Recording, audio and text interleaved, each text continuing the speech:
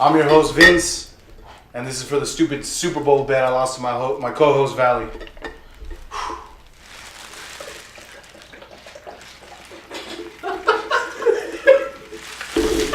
Oh, shit. Hey, finish him, man. Where was that coming from? I don't know. Just pour it on the side. You gotta go more. There you go. You gotta go more perpendicular. There's a lot of beer. It's like Mountain Dew. Welcome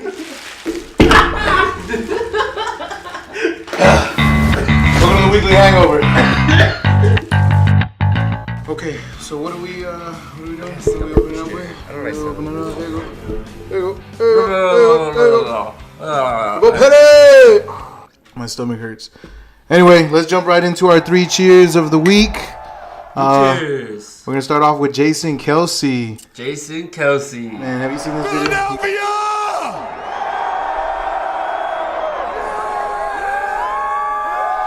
You love the Eagles, let me get a hell yeah! You love the Philadelphia Eagles, let me get a hell yeah! Jason Peters was told he was too old, didn't have it anymore. Before he got hurt, he was the best freaking tackle in the NFL. Big B was told he didn't have it. Stephen Wisniewski ain't good enough. Jason Kelce's too small. Lane Johnson can't lay off the juice. Brandon Brooks has anxiety. Nick Foles don't got it. Corey Clement's too slow. McGarrett Blunt ain't got it anymore. Jay and John can't stay it. Hilarious, bro. That was absolutely hilarious. I thought it was the funniest thing that I had seen in a very, very long time. Lane Johnson needs to get off the juice. Oh my god. That was so funny. He literally laid out all of his teammates. He trashed his whole team. He definitely trashed his whole team. Oh man. That's what Wasn't that not the greatest Super Bowl post speech you've ever seen in your life? That was just the greatest speech I've ever seen in my life. He inspired me. How about that outfit, bro? It It looks like something you'd wear, bro. What do you mean? Looks like something What are you you would trying to wear. say? Looks like something you would wear. It's a Mardi Gras? Oh, at home more like. It's at home on dates. But good for them. Good for the fans. Good for the city of Philadelphia. How do you feel as a Cowboys? Well, I'm a Cowboys fan, and I'm always gonna dislike the fact that they've got a Super Bowl now. But you guys have 5. But we're a part of the best NFC least. the best division in the NFL, and I guess that's something to hang your hat on. The Cowboys are a part of that. I got a lot of respect I'm for okay with that. The Eagles winning the Super Bowl. I mean, he's 100% correct. They were counted out by every single analyst. Everybody counted them out. I counted them out at one point. Granted, I did win our bet because I realized the truth that the Eagles were way better. They were a good team. They were a good team all year. They lost their starting quarterback in Carson Wentz, and still were able to make things happen. That offense is good. They've got a lot of weapons. They definitely showcased that in the Super Bowl, and good for them. I can't stand it, but good for them. Good for Jason Kelce for putting on that outfit. And, That was a great video. And good for the city of Philadelphia. About our second cheers, or our second of the 3 cheers. I'm sorry that damn bet got me earlier. Jimmy Garoppolo and his 5-year, $137.5 million deal. What's up with that? Where's my $137 million deal? You know, your boy Bryce Butler actually tweeted at the San Francisco. He said, "You got any more money out there in Oakland, bro?" This guy, check this breakdown. It's a 5-year, $137.5 million deal.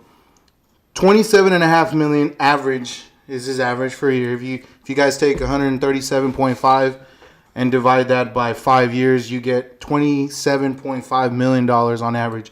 But that's not taking into consideration the fact that he is making $42.6 million next year. Unreal. He's undefeated. He's undefeated as a starting quarterback in the NFL. He's only played 7 games, and I really want to get into this discussion. Why wouldn't they franchise tag him? You don't know how good he's gonna be yet. You just paid him a ton of money, locked yourself up for a long time on a quarterback that next year might not be as good. He may not be good at all. See, that's the great thing about sports. The great thing about sports and the way these athletes are now presenting themselves on the market. You can give 7 games of who was They tied up 50% of their salary cap to their quarterback. And no, I'm talking about leverage from the player side. I'm talking about leverage from the player side, not from the team side.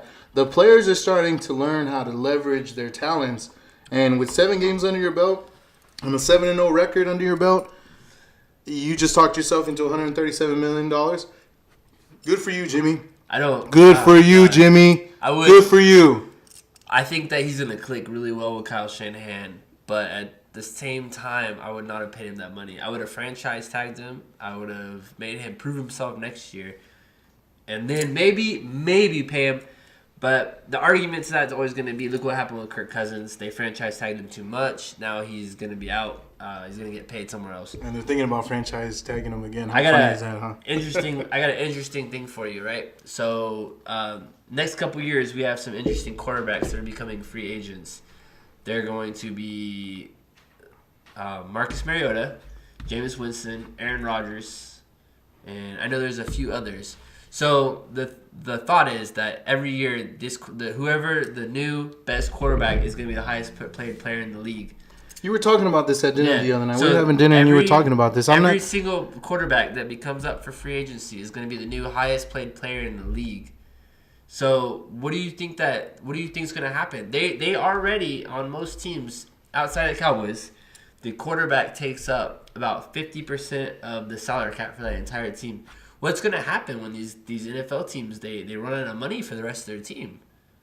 You just think they're just not going to carry any more players? They're just carry 22 players on each team? When we play teams like the Steelers that have Le'Veon Bell, who's trying to command the most money in the NFL. As he should be. We're talking about leverage earlier. As he should be. What's going to happen for players like him? They just can't afford it. Well, the NFL better figure it out. If that team cannot figure out how to pay somebody $100 million or $137 million in this case, then tough shit. Damn. He's gonna go. Either the NFL needs to figure out how to make more money. They need to divvy out all that revenue they're getting. Even with the decline, they are still producing a lot of money, and they either figure out how to divvy it up the right way, or you lose a lot of that talent. But you have to think about it. These guys aren't going to another league. There's not another league in this world unless the XFL that will pay. Succeeds. XFL is gonna be taking everyone. Shout out Vince McMahon. I think the XFL is the future. Yeah. Everyone needs to get with it right now. Good for you. Good for the XFL, and good for Jimmy G. $137.5 million. Cheers to you, Jimmy D. Jimmy G. Amount of money. Jimmy G should be Jimmy. What's Jimmy Grands? Jimmy Grands. That's a few more than Grands. We're talking about Mills. Anyway, and our third and final cheer of the day: the Winter Olympics. Finally on. That's exciting to talk about. The Winter Olympics. Cold stuff. We live in Texas, but whatever. Cool stuff. What's your favorite sport? I enjoy hockey. I watch a little bit of hockey. I'll watch the hockey. I'm not a fan of. I want to be perfectly honest. I'll watch the figure skating. I'm not the biggest figure skating fan. I don't know anything about it. I couldn't tell you what the hell they're doing. But like it's interesting because similar to the summer when we have the gymnast out there, and none of us know anything about gymnastics, but you cheer for it because it's one of the few real spotlight singular events that is about American pride and just pride in general. We really participate in sports like that, such as figure skating, as a country. We have one person. What are you saying? Does that not make sense to you that like we all get behind the figure skater? Like this year, I don't know his name, Jimmy Chen. Look it up for us, all right? What's the figure skater's name? To quote one of my favorite movies of all time, Mean Girls. What the hell? What are you saying about? What are you saying about Valley? That is the most ridiculous thing I've ever heard. Listen, you don't get behind. You don't get prideful for America. I get prideful, but see, that's not what you're saying. See, what you're saying is that one individual in this event, this skating event, is creating and exhuming all this national pride. What about the hockey team? The hockey team does too. Or the skeet shooters? The hockey team does too. Or whatever else the half pipe, half slope, whatever avalanche falls that they're doing in these Winter Olympics. All these different events, are they not exhuming? Is that not national pride? Are we not feeling the same thing? I think they are, but we're spoiled with people like Shaun White and Lindsey Vonn and all these people that they win every year. We even have a African American speed skater He was like the first African American to win a medal. I did see that. Good for her. I'm gonna pull. We got to pull her name up. It's a him. I mean, no. There's a female who qualified for the speed skating team. Is that not what we're talking about? I'm sorry. I don't know the female. The male is the one I know. The male speed skater. Yeah, Shawnee Davis. Shawnee Davis. He actually. If my information is correct, this interesting story about this guy. Apparently, no one likes him. He's the first African American to win a speed skating medal, but he was voted to not be the flag carrier, so he didn't even want to go to the opening ceremonies. I don't think he did.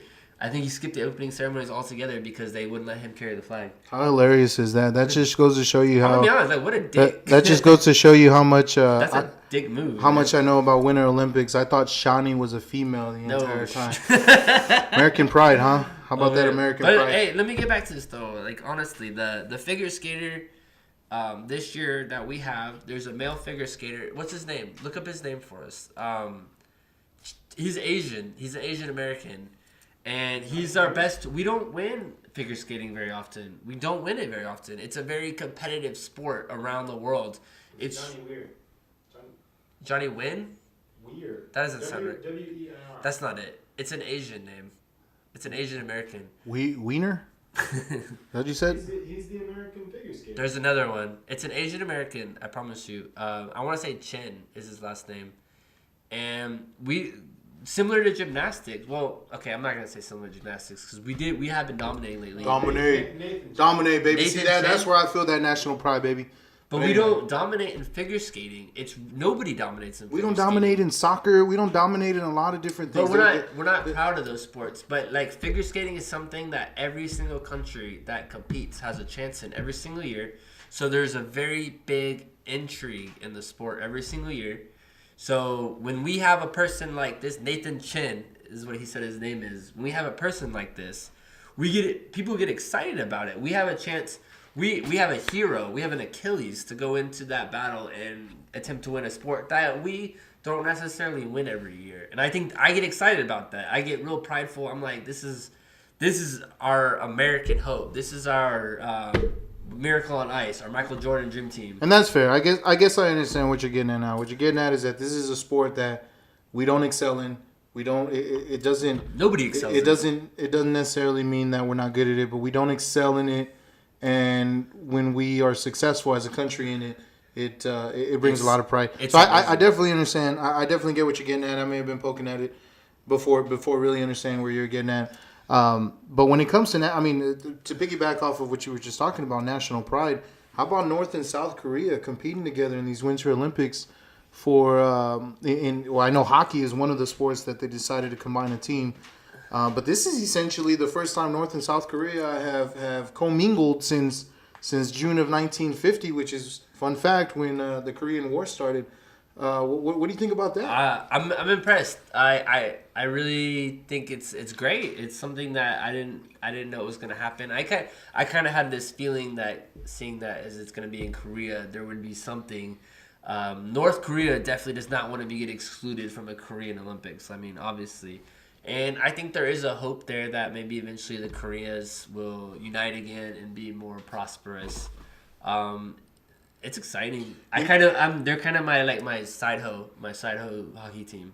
I'm gonna cheer for the Korean women's team because I don't even know. Is that PC? Can you say that? My side hoe? Can you say that? They're my side hoe women's hockey team.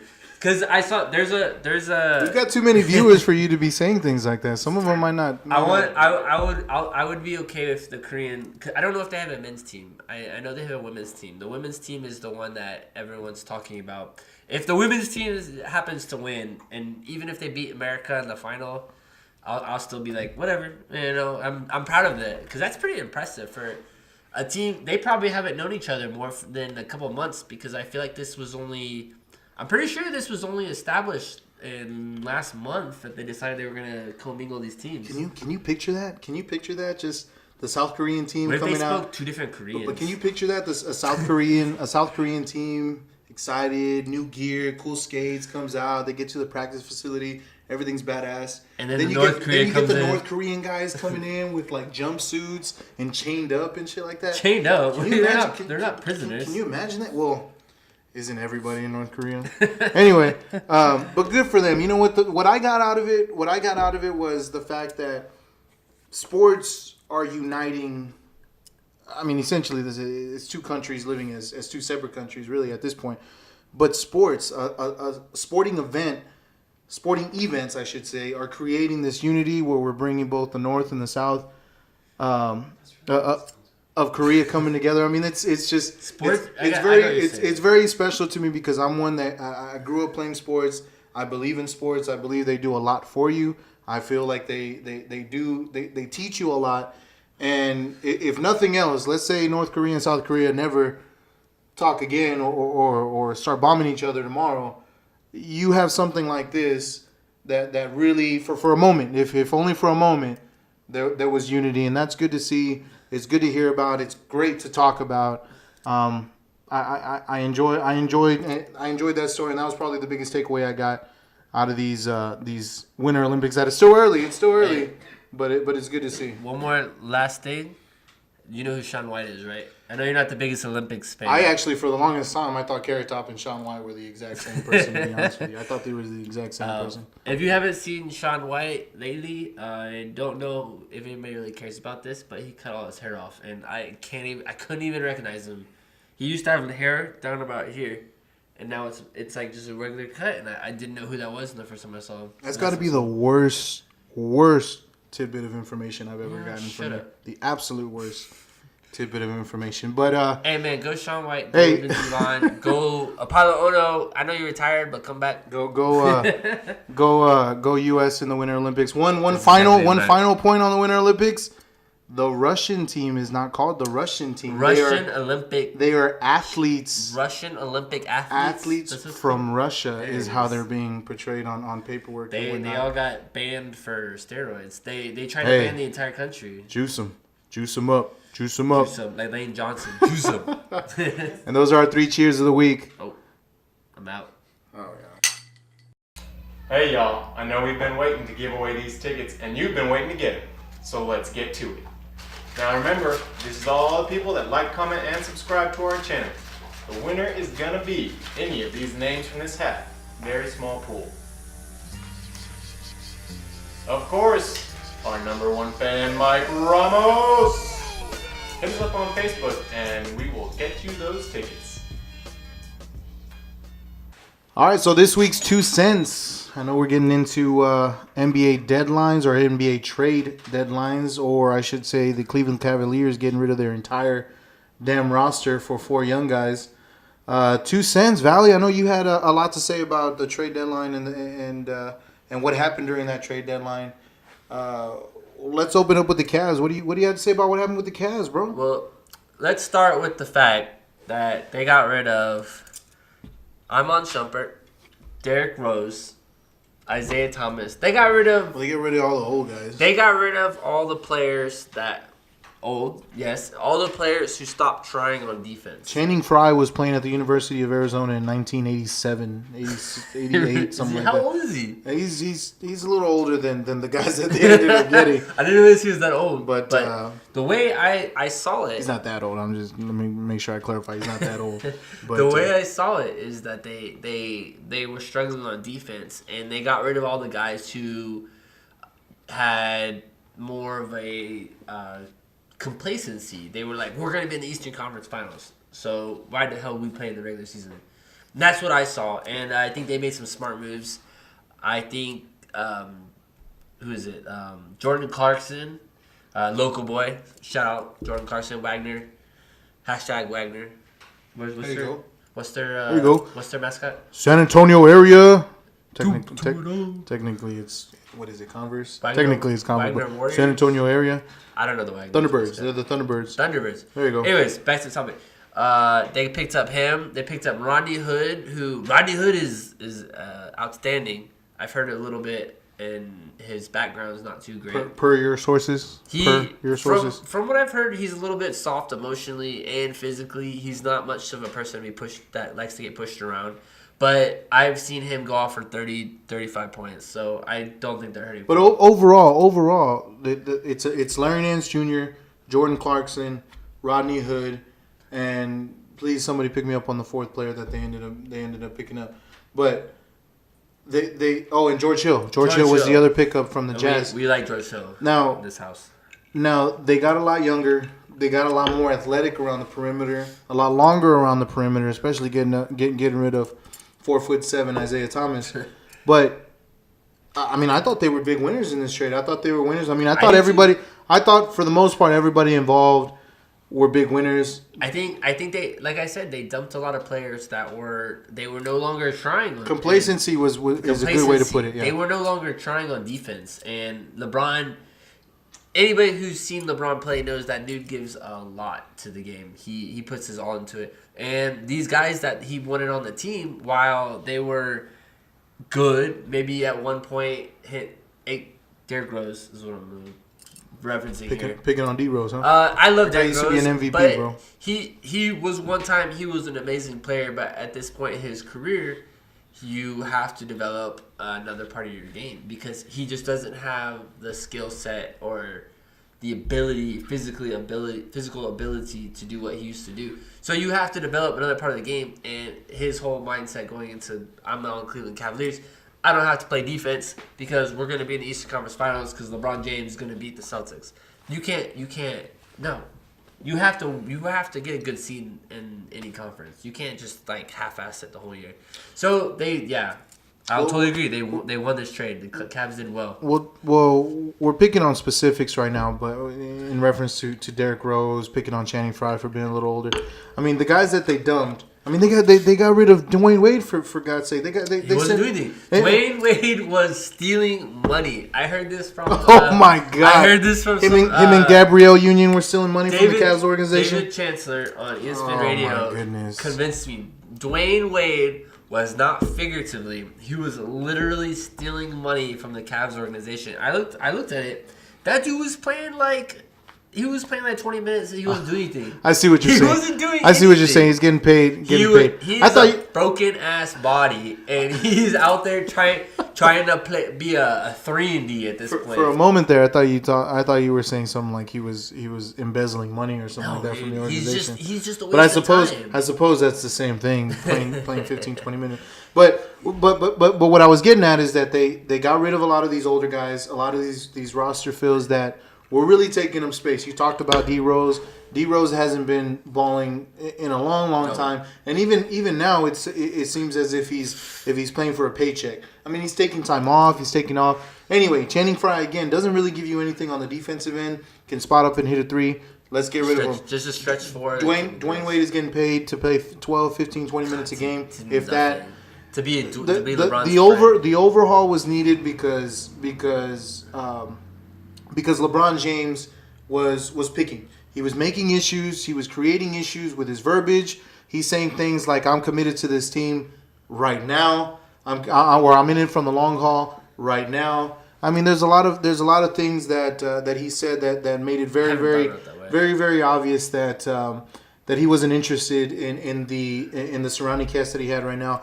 And I thought the Cavs did a good job of getting out and getting a lot of young talent. Now, this young talent, Jordan Clarkson, is going to be due some money here in the next few years. Jordan Clarkson has been balling out. Rodney Hood, I know you talked a little bit about his mental capacity when it comes to the game of basketball, but Rodney Hood is somebody who can come out and give you can consistently, I should say, give you 15 points a game, 20 points a game. He can have a breakout game, 30 plus a game every now and again to help his ball club win. But what I'm getting at is that they got a lot of young talent. They got a lot of guys that are going to ball out for them. The Cavs will be in the Eastern Conference Finals. As long as LeBron's there, they'll be in the Eastern Conference Finals. I don't know about this year. And nobody's going to beat them outside of Boston. And I don't see them playing Boston in the second round. Toronto's not beating them.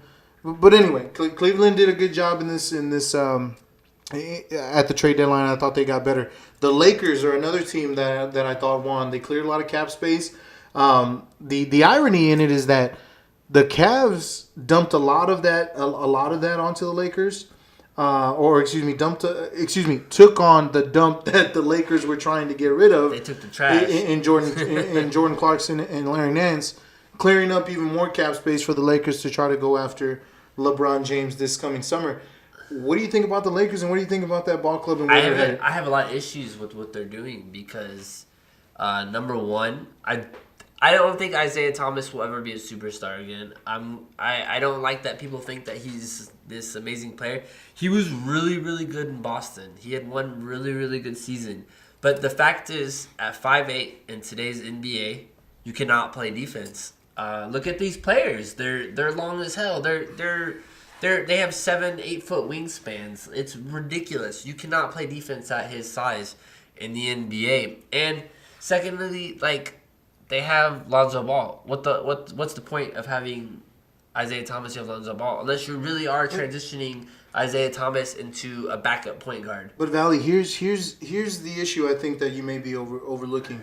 The issue with the Lakers is not a win now mentality. You don't bring in Isaiah Thomas this year to make a run at the playoffs. You're not making the playoffs. No, not this year. Yeah, but for future reference, I mean, as much as I like Isaiah Thomas, and I think he's a great asset. I think anywhere he goes, he's a great asset because he's a guy that can create his own shot, and he's a guy that can get the ball to a lot of different people on the floor. But he is not the answer for the Lakers in the future. He was brought in because the Lakers were trying to dump so that they can have cap space. Isaiah Thomas is probably not with the Lakers here in the next year or so. Isaiah Thomas is probably somebody who gets bought out. Isaiah Thomas is somebody who gets traded. Isaiah Thomas is somebody who is not on the Lakers roster within the next couple years, and you're making a run at Paul George. You're making a run at you're making a run at Kawhi Leonard. You're making a run at LeBron James. You're making a run at all the best players in the NBA because you got the cap space. But what the issue with the Lakers is that they've got a lot of young talent. You know that. I know that. Everybody who's familiar with the NBA, the Lakers have a lot of young talent. But if you were going to entice LeBron James to go to your organization, in this case we're talking about the Lakers, why are you going to take him to a team that's technically in rebuilding mode? Brandon Ingram, Lonzo Ball, Kyle Kuzma, these guys are not going to win you. They're not superstars. They're not going to win you an NBA championship here in the next 2 or 3 years. Now, if we're talking 4 years out, maybe 5 years out, now you're talking about guys who have been in the league, who are tested, and they've proven themselves in the league. By then, hopefully, they've proven themselves to be adequate assets to a team. But by then, you've got a 37, 38-year-old LeBron James, however old he ends up being at that time. I mean, let's be realistic right now. The Lakers are not landing LeBron James. It's more realistic to land Paul George, because I know Paul George in the past has said how I want to be. Hell, it's more realistic to land Kawhi Leonard at this point. But my point is that I felt like they did a good job in trying to do what they were trying to accomplish. They were trying to create cap space. They were trying to create room to offer these big-name free agents in the future, in this coming year or two. But they're not contenders. And if the spotlight in LA is big enough for you to attract people with not having the pieces to win a championship, then great. All the power to it. Paul George goes. LeBron ends up going. I mean, God forbid Kawhi ends up going. But if these guys go to this organization because of the glitz and glamour, all for it. But unless all three of them go together, they're not winning a championship anytime soon. And I can totally agree with that because I don't think that any of those three are genuinely interested. The more I look at it, Paul George is happy in OKC. Believe it or not, OKC is going to be a title contender by the end of this year. They've played very, very good ball the last month. And I don't think he's really that interested. He's going to get paid. He's going to get he knows he has a good team around him. I mean, Steven Adams, what are they paying him? They're not paying him jack crap. He's killing it right now in OKC. Hey, quick, before you continue, would you fight Steven Adams for $1 million? Hell no. Just one-on-one That's a big ass dude. Bro, that dude used to play rugby. Hey Victor, would you fight a 7 foot, 7'1"? What is he, like 300 something pounds? No, he's maybe not 300 pounds, but 280 pound Viking. This dude looks like he's a Viking from Australia. Crazy. He played rugby before he did the NBA. I'll fight anybody. I don't shit. Yeah, I heard he. Whatever you say, man. If I run into him, I'm gonna let you know. Heard he battled Ox. Dude, he's a big dude. In arenas. Wow. But anyway, I mean, that OKC. that team is good. Like the OKC team just needs the time, and I don't think a lot of people gave them the time to build up to what they could be. But the potential of that OKC team is good. I think Paul George is going to look at that and be like, we could win it next year. Well, I think the chance of LeBron going to the Lakers, slim. I think the chances of him coming to the Rockets, though, or the Spurs is great. We'll see. As Spurs fans, we like to sit here and hope and hope. We think the chance of everyone going and believe there's a possibility that LeBron will come. But realistically, he's not coming to the Spurs. Let's be realistic. No. I don't think he wants to work that hard. Well, I don't think he has to work as hard when you come to the Spurs. Pop will have him sitting every other night. But anyway, the LeBron coming to the Spurs, maybe. I mean, hopefully, the idea of playing with Pop and being a part of the organization and being a part of a team that has won 50+ games for 20+ years is enough to entice. But that's the same. That's essentially the same argument we were making for or I was making for the Lakers earlier. If the glitz and glamour of the city is good enough to bring in all the power to it. I just don't think it is. It's just like San Antonio. I don't think the idea of playing with Pop and playing in the organization is big enough. Where I do believe is big enough for LeBron James is in fact Houston with his buddy Chris Paul, James Harden, who's very fond of. Obviously, James Harden's been balling out, but that's more realistic to me. Ideally, if he wants to win another championship and compete against the Golden State Warriors right now on a regular day in and day out or year in and year out basis, it's the Houston. It's Houston or it's the San Antonio Spurs. But I think that's least. I think that's the least likely. I think location. I think though that you're gonna be really surprised when the talks come around. Believe me, I'm all for it. I'm a Spurs fan. Believe me. LeBron is a very big supporter of Popovich. They played together, Team USA. They apparently, this is just what I've heard. They bonded really well when the Team USA practices, and the two of them became very close. And they actually stay in touch now. This is just what I've heard. Don't take my word for it, but the two of them actually have a pretty good bond, and I think that the R.C. Buford and Greg Popovich think that that's going to help out to bring him along in the future. I also think that he's going to see. While people don't really maintain our team as having a big three, when you look at it, it's the fact that what the hell are you doing? Got a text. Sorry about that, everybody. Sorry about that. I think people are gonna look at the Kawhi Leonard, LaMarcus Aldridge, LeBron James as a dominant big three. You'll have probably a top 2 power forward, the number 1 the number 1 and the number 2 small forward in the NBA. Yep. I think that while we're going to shift LeBron to the power forward position, I think he's not going to have any issue with that. I think that he's going to look at that and he's going to be very interested. But we cannot pay him a super max contract. He's going to have to understand that. We have a lot of young players who aren't up this year, but they will be up soon. And I'm speaking of Murray, Danny Green's up soon. Patty Mills just re-signed, but I don't think what was it, like 3 years? So he'll be up again. This isn't a long-term solution to come to the Spurs because we're not in the habit of making anybody outside of our superstars more than a 2 or 3 year contract. Yep. So I think if he's really that smart, he's gonna look at that and know it's not a long-term solution. But there is no denying the fact that he has ties here in San Antonio with Greg Popovich. Who does not want to play? What player would not want to play with the greatest coach of all time? Well, obviously not LeBron James up to this point. I think Obviously he does, not Kevin Durant up to this point. Obviously, other than LaMarcus Aldridge, is a fool. Other than LaMarcus Aldridge, not really anybody at this point. But you touched on the Spurs. Well, we touched on the Spurs a little bit. The Spurs were extremely quiet at this point. I know the Spurs do a lot of their shopping on these buyout contracts. I know you tweeted this earlier today about Marco Belinelli and the idea of picking up somebody like that. The Spurs do a lot of the shopping a lot of their shopping on these buyout contracts, and what that means is that these teams will take in trades, or these teams are trying to create roster spots, so they'll buy out a contract. They'll pay the remaining amount on the contract, and they release the player. Marco Belinelli is a guy you touched on earlier today. Is that somebody we need? Is that somebody that we should? I think we will take him. He's a champion. He was with us in our 13 championship. He's a phenomenal player. He's experienced. He has plenty of years. I think he's exactly what we're trying to turn Brent Forbes into right now, and I haven't no problem with us bringing him back. I would like to see Marco Belinelli back. He was actually one of my favorite players on the Spurs back in the day because when he would come in, while he's not the most athletic, he was great around a pick. He could come around a pick and shoot a 3 out from anywhere. He was very, very accurate, very, very great with us, and I'd like to see him back.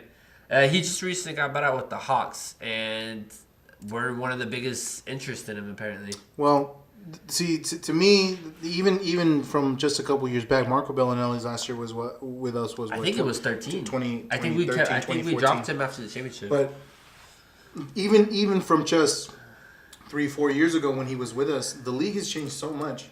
That's why the league is all about long, athletic as you can get. He's very offense efficient. He's pretty much in that mold though. He's a long, efficient three-point shooter. We're talking about offensive efficiency, but in this day and age with the teams that are with the organizations and the lineups that they are putting out nowadays, you cannot have somebody who is offensively efficient or defensively efficient and expect to win a lot of ball games or go deep in the playoffs. You have to, at this point, have guys who are not only efficient on the offensive side, but are efficient on the defensive side. And that's why I feel like the Spurs are okay with where they're at on the perimeter defense with the young guys that they have. And I don't really think they need to bring anybody else. Like you said, Brent Forbes is a guy that can come off a screen and hit a shot. DWade is getting a lot of playing time, especially today in Golden State. The young guys we have on the perimeter do enough. It's a mix and match of enough, but bringing Marco Belinelli is no different than than what we have in Brent Forbes, and you touched on that. It's no different, but you've got younger legs. You got a guy who's a little more feisty on the defensive end, and Brent Forbes, and that's why I don't believe we bring in the likes of Marco Belinelli. Another team I wanted to touch on, or we should touch on, is the Clippers. DeAndre Jordan, there was a video of him getting interviewed about whether or not he thought that the Clippers believed in him or wanted to work with him or if he felt they had their back. I think is the verbiage that was used, something along those lines. And he didn't know how to answer it. He had no idea how to answer it. He tried to pawn it off on one of the camera guys or one of the interviewers, and essentially his answer was, "Well, what do you think?" I don't know either. I have no idea either. DeAndre Jordan was a guy that Blake Griffin and Chris Paul and I don't know, all these other guys on this team, where they went through this little emoji battle trying to get him to stay, and he ended up staying with the Clippers. Chris Paul dipped, Blake Griffin was shipped out, and now DeAndre Jordan's sitting there, still can't shoot a free throw. There's a lot of teams that didn't do a lot, that didn't do anything during the during this deadline and during the last parts of what they do. But again, the buyouts are still coming. We'll probably see a lot more activity during that time, and hopefully we see some better basketball. I know Cleveland got better, or at least in my opinion, Cleveland got better, and the West stayed just as good. I got one more thing I want to ask you about. Before we move on from this topic, I want to know what you think about Cleveland blaming all of their players for their issues. When I've been saying this for a long time, but Tyronn Lue is not fit to be an NBA coach. My boy Ty Lue? He should have been fired he should never have been hired. They had an amazing coach in David Blatt, and the thing is they didn't respect him. And I don't want to harp in on this too much because I don't want to get too personal, too political for this. But I think it was a race thing. I think they didn't. I think honestly, if you look at that team outside of Kevin Love, that team was very, very African American, and Tyronn Lue was also African American. I don't think they liked it. I just don't think they liked the way that David Blatt was. You got my glasses fogging up on that one. My goodness. They brought in Tyronn Lue because one, he had a close personal friendship with LeBron James. And we know LeBron James is calling the shots there. And two, I think they thought he would be a good coach, but he's not. I think that Tyronn Lue he's lost control of that team completely. And the front office refuses to face the fact that their coach is the issue. A good coach should not let his players stop playing defense. What the hell? If I stopped playing defense in high school, we'd be running suicides until my legs fell off. These players are professionals paying millions of dollars, and they have stopped playing defense. And your management's first response is, let's trade all of our players. Hell no. You should fire your damn coach for not putting these players in line. Well, you answered your question. You answered your question about 5 minutes ago in that rant. LeBron James runs that organization, and that's why the organization is in shambles right now. But anyway, good talks on the NBA trade deadline, and that's our first 2 cents of the week. All right. All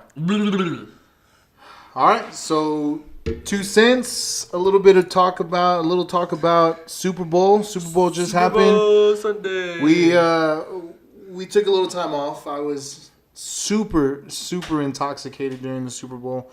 For one, the Eagles were playing, and I'm a Cowboys fan, so that was bullshit.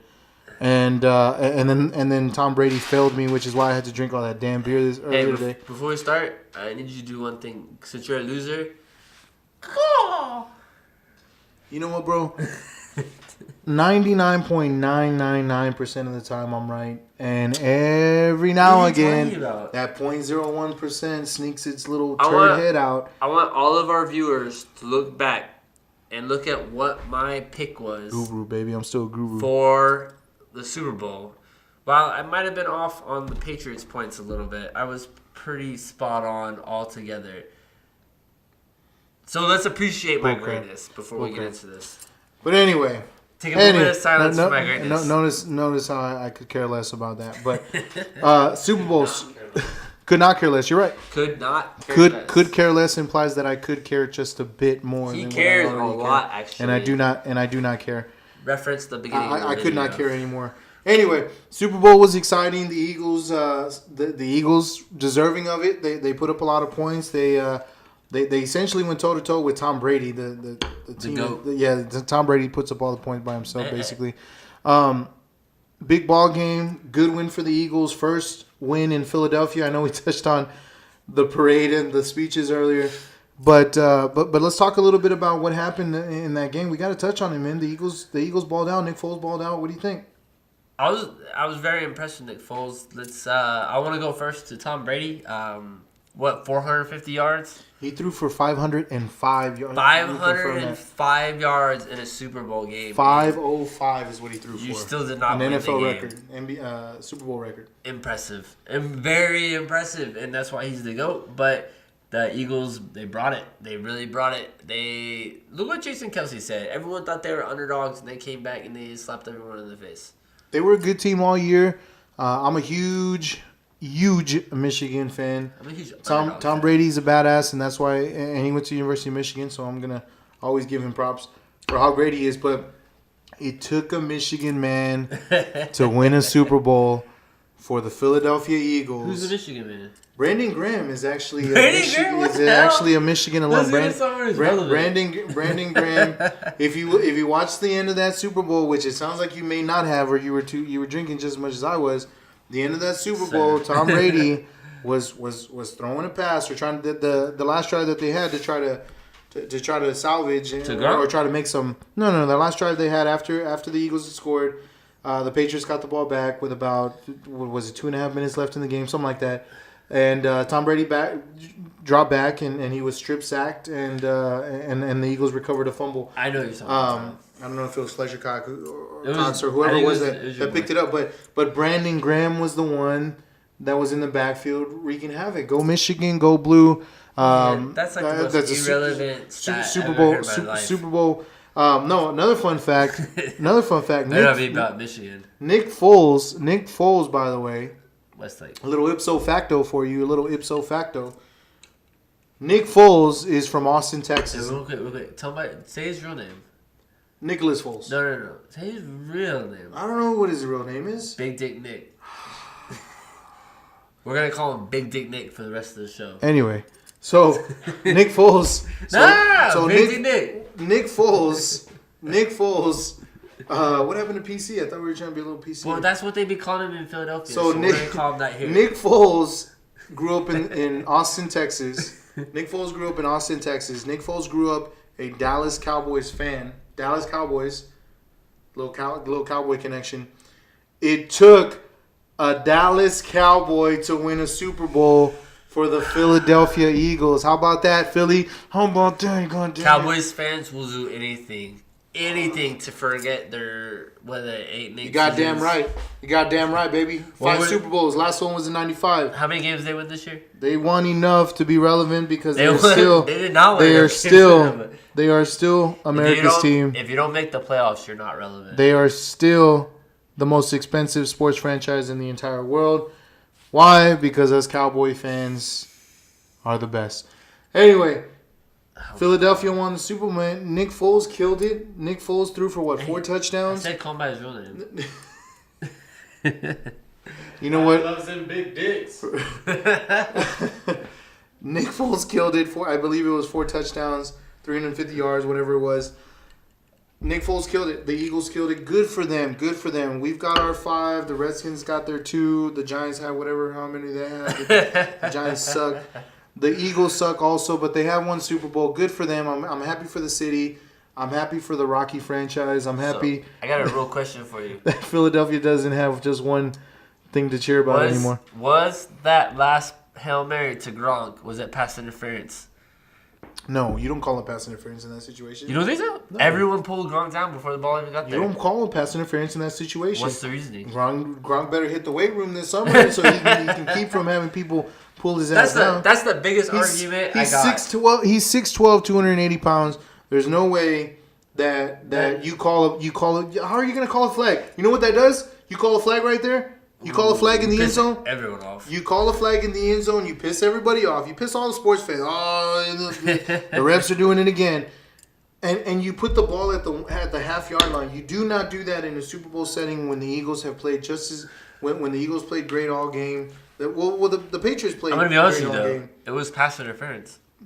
It may have been, but you don't. But you don't call that. You don't call that in that situation. Gronk got pulled down by about 6 Eagles players before the ball was even close to the end zone. There's a flow to the game, Valley. There's a flow. No, I agree with you. There's a flow to the game of football. It would ruin the entire. It would ruin. A penalty wins the Super Bowl would be the worst. So then, why are we discussing this? Why are we even talking about this? I was curious how you thought about it. I wanted to know what you thought about it. It was an 8-point win anyway. I think they would have had to go on the free. Well, but if they created some excitement, if the Patriots would have won on that damn penalty, they wouldn't have won on that damn penalty. I would have. Saying they were down by 8. I would have given it up on the NFL. I would be like, this is the stupidest thing I've ever seen. You can't give a penalty can't win a damn game. That's stupid. It wouldn't, and it ended up not happening. So. It's just all irrelevant at this point, I guess. But the Eagles played great. The city of Philadelphia, congratulations. Y'all suck, but congratulations. Hey, Philly fans, y'all gotta chill out. Riots are illegal in every other city in the world. Hey, you gotta see this thing I tweeted earlier. So this guy was in downtown Philadelphia for the parade or waiting for the parade, and he's got a urn. Oh, so he's got an urn of his wife, right? His urn. I mean.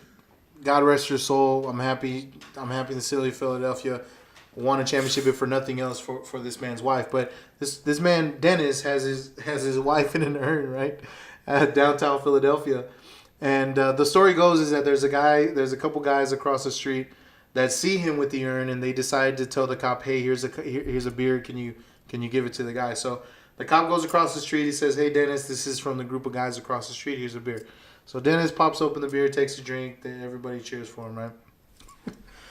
So I see a comment in there talking about how moments after that photo was taken of Dennis in the urn, those same exact guys crossed the street, beat up Dennis. I knew this was coming. God. And started snorting his wife's ashes, thinking that Dennis was holding out on cocaine. We're better than this! We're better than this! Stop! Make sure to follow us at Weekly Hangover on Twitter. Make sure to follow us on Twitter as well as on Instagram, Weekly Hangover. You can follow me at Vince Gonzalez with 2 Z's. That's Vince Gonzalez with 2 Z's. What was that, Fred? That's at Vince Gonzalez with 2 Z's on Twitter. Make sure to follow me. You can follow me at Ian Valley. I think on every platform. You can follow Fred on this. Make sure you follow Fred. Look at this shiny cool. This guy's got more followers than I do. I know. Maybe he should do the podcast. Fred, what do you think about the Spurs? Taking the spotlight. I'm the talent, Fred. He said this. I'm the talent. He said that I'm gonna be silent about the Spurs because I'm disappointed. Terrible. I'm same. I'm right there with you, Fred. Right there with you, buddy. Good point.